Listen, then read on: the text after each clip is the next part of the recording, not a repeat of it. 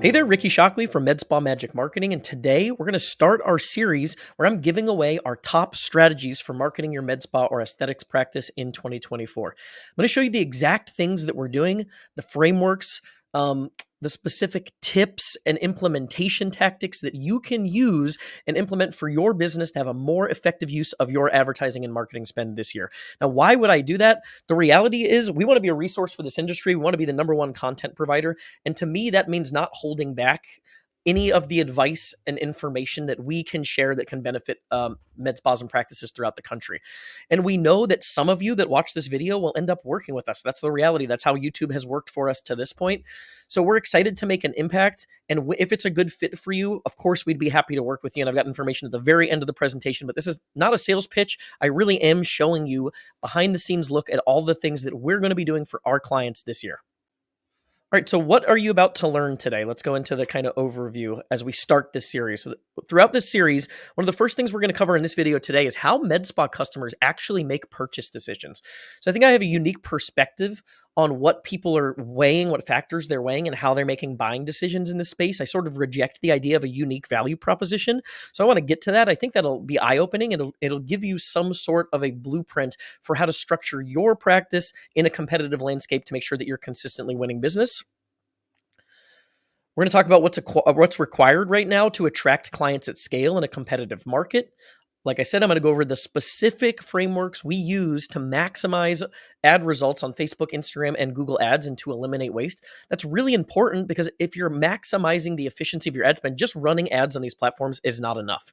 If you're missing the details that can quadruple your result, you're by definition leaving money on the table by not paying attention to those things. So I'm going to show you what's working and what's working best for us in all these areas. We're going to talk about those frameworks and how we've been able to attract new patients to some of the practices we work with for as low as $40. Now, that's an extreme example, but I would say on average, we're getting a cost to acquire customer of around $100. So for every $1,000 our clients are spending on the ads themselves, they're getting 10 new people in the door that they've never seen before. And we have some clients that are doing that for as low as $40 per client. So I'm going to show you again how we're accomplishing some of those stats. We're going to talk about how to solve the bad leads problem. If you've ever run ads on Facebook or Instagram, you've probably come away with this idea that, hey, the leads are bad, they're not serious. We're going to talk about what that means, how you can overcome that problem to maximize your conversion rate from leads to booked appointments. And I'm going to talk about the basic but often overlooked things that can improve your Google search rankings today, this week, to make an impact in terms of where you're showing up in the Google search results for the services that you provide. Why should you care about this? The med spa space is growing. The aesthetics business in general, the aesthetics industry in general is growing rapidly. You can see this growth from 2010 to 2025. That's continuing. Any projections you see from top industry providers like AmSpa, most of these people are projecting further growth in the next decade. And with that is coming increased competition. So it's a catch-22. We've got more customers, but we also have more competition. And that means we need to be cognizant of how we're positioning ourselves in a competitive market. So if you're like most practice owners, you've got multiple businesses just within a couple miles of your office that are offering similar services. How can you stand out to attract new clients consistently? So if you're a med spa owner or an aesthetics practice owner, dermatologist, plastic surgeon, and you're serious about getting better results in 2024, I honestly believe that this presentation and this series is going to have a dramatic impact on your business if you take action. So who am I and why should you listen to me? I've been helping med spas and medical practices in general for over a decade with digital marketing. We're rated a perfect 5 stars on Google. We have a proven track record of producing best in industry results. It's been really nice. We have a client that works with Allergan Marketing Support, and the Allergan Marketing Support rep has been on several calls with us where we're analyzing stats from our ad campaigns, and he's been so impressed that he referred us other clients. And that means a lot to us because that's our goal. We want to be the absolute best at what we do. So again, I'm going to show you, this is not a sales presentation. I'm showing you the frameworks and the strategies we're using to achieve those results. I've had my tips and insights featured in sites like CIO.com, Bank of America Small Business Forum, Search Engine Watch, and more. And I'm going to show you how I achieved some of those features and how you can use that same tool for your business to improve your search rankings and how you're showing up on Google. I'm also a consultant that's coached and helped other agencies since 2011 with digital marketing and advertising strategies and SEO strategies for their clients. And if you haven't checked it out yet, I'm the host of the MedSpa Success Strategies podcast. We've had a lot of great guests on that podcast, top industry consultants talking about hiring, retention, financials, growth, marketing, scaling for sale, a lot of different things. And we're hoping to do more of that this year. A quick disclaimer, this is a quote from advertising legend David Ogilvy, and the quote is, "Great marketing only makes a bad product fail faster." And I believe that that's completely true. If you have inherent problems with your business, the way you're running your financials, you're over leveraged in debt, you're doing a bad job of retaining employees, your expenses are way more than your revenue, and therefore you don't have any money to spend on marketing, those are problems that this presentation is not going to fix. So this is for a healthy business that's looking to get to the next level. If you have those deeper problems, financial issues, retention problems, reputation and review issues, this is not going to do that much for you. So it will once you get those other things taken care of, but I want to make sure you have other resources to help you fix some of those issues in your business. On our website, medspamagicmarketing.com, we've got a People We Trust page. These are people we've had on the podcast that can help with other things. They've got free resources available on hiring and retention, managing financials. I've got books that I recommend. MedSpa Confidential by Sarah Schickman and Dr. Carol Clinton. I've had both of them on the podcast. Top 10 Profit Killers for Med Spas by Kelly Smith. We had Terry Ross on the podcast. She's got a lot of free resources. So make sure that you're doing the things that you need to do to fix those inherent problems in your business before you waste a lot of energy on marketing. I find that a lot of people think that marketing is going to be the thing that solves their problems because they're just going to keep, taking the bucket of water and pouring it over the edge of a sinking ship. But that's not going to fix your problems if you have actual issues in your business. So I just wanted to add that disclaimer. With that said, let's get to it. So how do med spa customers make decisions? The people that find you right now and decide to schedule an appointment for Botox or laser hair removal or a facial or Emsculpt or Cool Sculpt, and if they weren't a word of mouth referral, how are those people finding you? And it's my contention that people are making purchase decisions based on three factors. So those three factors are factors of know, like, and trust. You can put branding in there too. So things like what they're seeing on social media with your social media presence, the way that you're presenting yourself on your website, your online reviews, your Google reviews. If they've got a certain affinity for a practitioner based on what they're seeing online, videos and things that you've posted, the office look and feel, all of those things go into the know, like, and trust bucket. That's really, really important. The next thing they're weighing are factors related to price. And then the third thing is convenience. Are you close to their home or close to where they work, on a convenient route? Is it easy to get in and out of your parking lot or your office location? And you'll notice I sort of reject the idea of a unique value proposition by framing it this way. So unique value proposition traditionally in marketing is the idea that you've got some specific thing that you do that helps you stand apart from the competition. And we're trying to lean into that. So I've heard people say, finding your lane. Are you the cheapest person in town? Are you the luxury option?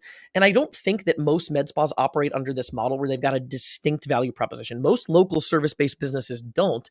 It's really trying to figure out how to optimize the three factors that are in this chart right here. So if you think of it this way, here's how I like to think of it. Your potential customers, unless they've got a word of mouth referral or a personal relationship, they're just researching, trying to figure out where they want to maybe go for Botox or laser hair removal or a facial or any of these other services. They're doing a sort of subconscious scoring calculation, 1 through 10 on these three factors. So let's just say, hypothetically, they're creating this mental subconscious scorecard that looks something like this. What we're trying to do is make sure we're positioning ourselves as optimally as possible with this scorecard. So let's say if I'm sitting here and I've got practice A and I look at their reviews and they're on 9 out of 10, they got great reviews, no reason for me to second guess their reputation, but their prices are middle of the road. So I'm kind of going, okay, they're just standard on price, nothing really attractive there, pretty average price. And then convenience, let's say they're a 7 out of 10, they're pretty close to where I live, maybe 4 or 5 miles down the road. So they've got a 21 out of 30 in this subconscious. And I don't think people are actually sitting down writing this. So that's why I keep saying subconscious. But this is what people I think are really doing in their minds. Let's say practice 2, we've got similar reviews, great reviews on Google. We like what we see on social media. They're located right next door to practice A, but they've got a promotion for new patients to come in for their first visit of Botox at a discounted rate. Now, all of a sudden, they're a 24 out of 30 on that scorecard, and they've tipped the scales in their favor where they've made this decision pretty easy. If those other factors are the same and they're giving me a more competitive price point on my first visit, I know where I'm going if I've never been to a med spa before or if I'm new to town, right? So who would you choose if you were doing this? Practice A in this scenario, let's say the reputation's great again, the price is a 6 and the convenience is a 7, so they're a 22 out of 30. And then we've got practice B, where their reputation is, let's just say, I'll put this in stars, make it a little easier. Let's say practice A has a 4.9 star rating on Google, with 100 client reviews. Practice B has a 4.6 star rating with 100 reviews. So all other things equal, I'm choosing practice A, and the convenience, just for argument's sake here, we're going to put them in the same location. They're right next to each other again. But practice B has a really attractive price point on this new patient promo. Let's say I'm interested in laser hair removal, for example. Now I'm managing this trade-off of, hey, they're a little bit less reputable, but their price is actually really attractive. I might be able to tip the scales in my favor as practice B if I've got a more competitive price point to get people in the door for that first visit and win that subconscious scoring mechanism, that scoring calculation, even though my reputation maybe isn't as good as practice A. But I think this is a good thing to understand because so many of us, we say we want to win on reputation. We don't want to compete on price, but the data doesn't back that up. And when customers are researching your business, that's not what they're seeing. You can say all day and claim that you're the most reputable provider in town. Many of you watching this are, and that's great. So I'm going to show you some things in a second, but just be aware of that scoring mechanism there and how people are making purchase decisions so you can be cognizant of how you can tip the scales in your favor to win that business. And every person's different. They might score those things differently based on priority. Okay, so again, looking at that, we're just trying to figure out a way that we can be generally marginally more attractive than the alternatives in the area. And really, this is for the first visit. And I'm going to get to that in a second. But when I'm talking about this buying decision, all I'm talking about is when somebody's coming in to see you for the first time and they've never been to a med spa before or they're new to town, where are they choosing to go? So understanding the context of how you fit in your local market is important. But when we look at those factors, we're not going to change our location. Like you're not going to move offices to improve. You might, but realistically, you're not going to do that. And your reputation can take a little bit long to optimize. You want to start being better with the way that you're treating clients, your front office staff interacts with clients, and better about soliciting positive reviews. So that's a slower grind, but the easiest thing that we can manipulate right now to tip the scales in our favor is price. So I'm just going to go into some examples real quick of how I've made buying decisions. And maybe you have examples that you can think of on for yourself that kind of mirror this type of thing. So my eye doctor, why did I choose my eye doctor? When I was going to Google, I didn't know anybody in town. I didn't have a personal recommendation for what eye doctor to visit. They all take my insurance. So the first thing I was looking at were reviews. I want to make sure that I'm going to somebody that has great reviews. Now, so just so happens there are a good handful of people in our town. We're in the suburbs east of Nashville, a town called Mount Juliet, that have great reviews, like 4.9 5-star reviews on Google. And so price isn't a factor because it's insurance based. I've narrowed my choices down to the 4 or 5 businesses that are top tier in terms of reputation. And the thing that tipped the scales in their favor from my eye doctor was their location. They're 5 minutes away from my house. Instead of driving to the main section of town where the interstate is and there's a ton of traffic 15 minutes away, when I need to go to my eye appointment, I can get in and out quickly and it's 5 minutes from my house. So convenience was the part of that scorecard that tipped the scales in their favor for my buying decision in that case. We just hired a plumber to swap out our toilet upstairs here in our home. Why did we choose our plumber? We actually called our old company that we'd used previously. They no longer perform residential services. They recommended someone else. And the first thing that we did was we went online and looked at their reviews. They had pretty bad reviews on Google, something in the 3s from what I remember. So we went back to the Google search results and we looked up plumbers that serve our area and we found somebody that had really good reviews. We called them and ended up hiring them. So in that case, it was reputation. We didn't even price shop in that case. We just wanted the job to get done right. So we made a decision based on reputation because their positioning in terms of reviews was far superior to the other options that we had available. So reputation tipped the scales in their favor. My gym. Why did I choose the gym that I go to? So it wasn't really reputation because there are actually a lot of box gyms and training gyms that have 4.8, 4.9, 5 stars. I think my gym, if you look at it on Google, has something like a 4.2 star rating. So I didn't necessarily choose my gym based on a reputation. I chose it because they ranked highly on that scorecard for price and convenience. Affordable gym. It's like $30 a month and it's really close to my house. There's some gyms that were nice that are a little bit more expensive and a little further away that I didn't choose to do business with because the factors of convenience and price in that case influenced my purchase decision. So just be cognizant of the fact that you need to be giving clients a compelling reason to choose your business. That doesn't mean you need to be doing something unique or off the wall. You just need to optimize that scorecard to get people in the door for that first visit So I've got a whole video on YouTube that I won't go in, but I'll make sure it's linked. If you go to our YouTube page or you just go and type in discounting for med spas, you'll probably find this video. Highly recommend watching it because it goes into the psychology of discounting and details in terms of when we do or don't recommend discounting strategies to attract new clients. But as a general rule, we love the idea of new patient discounts. One of my favorite quotes in marketing is this quote from Adam Ferrier in a book called The Advertising Effect. And the quote is, "Action changes attitude faster than attitude changes action." So what does that mean? It means in marketing, traditionally, what we think we're trying to do is influence the perception of a customer so that they choose to do business with us. So we're trying to use our advertising messages to influence their decision-making process. The best way to create factors of know, like, and trust and to get someone to really like our brand and have an affinity for our brand is to get them to come in and have an authentic experience with us. So that action, engaging with our brand, is going to change the perception of a user way faster than any marketing message. So with that in mind, we love discounts because we know that they're a really effective way to tip the scales in our favor to get people in the door for that first visit. So examples of this coming into fruition where the idea that action changes attitude faster than attitude changes action in my own life. So our dentist, he's in this kind of rundown building on the west side of downtown that I put a picture here of. My wife and I live about a half hour outside Nashville now in the suburbs. I've got a handful of dentists that have perfect 5-star reviews that are 2, 3, 4 miles from my home, yet we still drive 35 minutes through downtown in city traffic to go to our old dentist every 6 months. Why do we do that? Because we have a perception of our dentist that's based on personal experience, and that's really hard to replicate via any sort of third-party data point. So I could see the reviews of these other businesses in town all day, but nothing will replace the fact that I know, like, and trust my dentist based on personal experience. I know I'm going to get into my appointment on time. There's not going to be a long wait. He's not going to try to sell me things I don't need. If I've got an issue with a tooth, he's going to be honest with me. The hygienist isn't going to rip my gums to shreds. So again, it's really hard to replace perception that's based on personal experience. And you see this happen in a lot of areas of purchasing, right? So if I were to say, hey, my wife and I, we have memberships to the Nashville Zoo, for example. If you were to just try to sell me a Nashville Zoo membership out of the blue, I'm probably not going to buy a Nashville Zoo membership. I've never been to the zoo. I don't even know if it's something that I like. But once we went to the zoo with our son and we realized this is a really good way to spend time as a family for a few hours on the weekend, it was an easy choice because now we had a perception based on experience where we know we liked going to the zoo. We ended up purchasing a membership for the past 2 years to the zoo.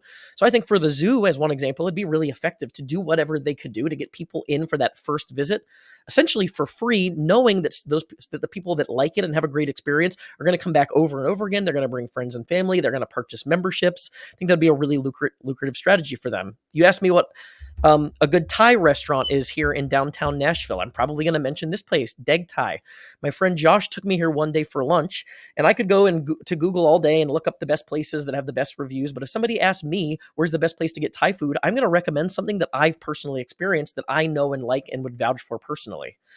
Why do we like the sports teams that we like and root for the sports teams that we like? Generally, it's because we've engaged with them to some extent. Like for our college sports teams, this is my college. I went to University of South Florida in Tampa. I'm a huge USF sports fan because I went to school there, right? That engagement is impacting my favorability. For sporting events, if you've been to a game of a specific sports team, you're more likely to be a fan than someone that's never engaged with that team before. So if the best way to shape someone's perception of your business is to get them to come in and have an experience with your business, what does this mean for you?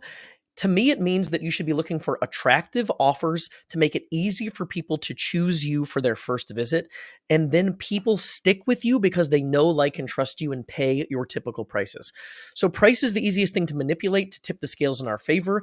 And what that means in reality when you're spending money on marketing and advertising is that your cost to acquire a customer goes down when the attractiveness of your offer increases.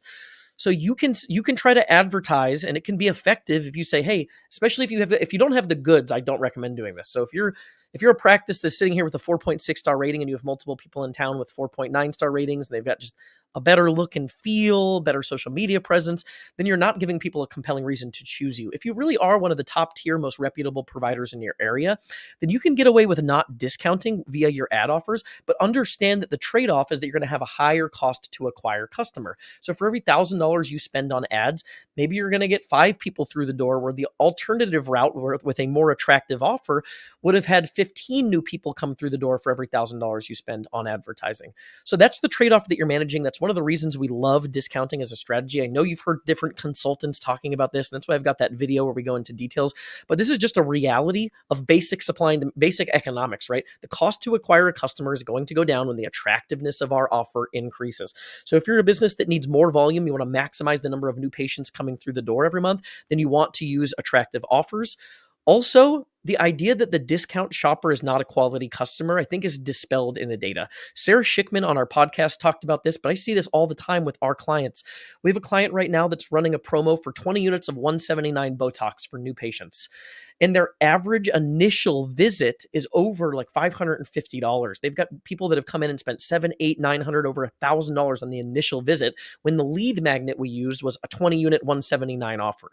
Those people are rebooking at a greater than 50% rate. Some of them have referred friends and family members and brought them in for services. So I think that this marketing principle is good to understand because it works, and it's probably the most cost-effective way for you to attract new customers to your business. Check out the other parts of this video. If they're not already published, they will be soon, but this is a multi-part series, and in the next video, we're going to be talking about financial planning, how to make sure that you have a satisfactory cost to acquire a customer, that your advertising investment is doing what it should be doing for you, how to grow and scale, and also how to measure ROI effectively. I think there's 2 bad ways to measure ROI. We're going to talk about those and a more effective way to measure return on investment so you can invest in your marketing program with confidence. Then in the next videos, we're going to start going into detailed strategies we're using right now to maximize performance on Facebook, Instagram, and Google ads. My top SEO tips moving into 2024 to make sure that you're ranking prominently in the organic search results, and also the tools and strategies we use to automate lead follow-up to make sure when leads are coming in that you're not just dumping them on the desk of your front office staff and then kind of hoping that at random those people are followed up with in an inconsistent fashion. We want to automate that process. We want to be diligent, and we want it to be timely. So I'm going to show you exactly how we do that and the tools we use to accomplish that in the next videos.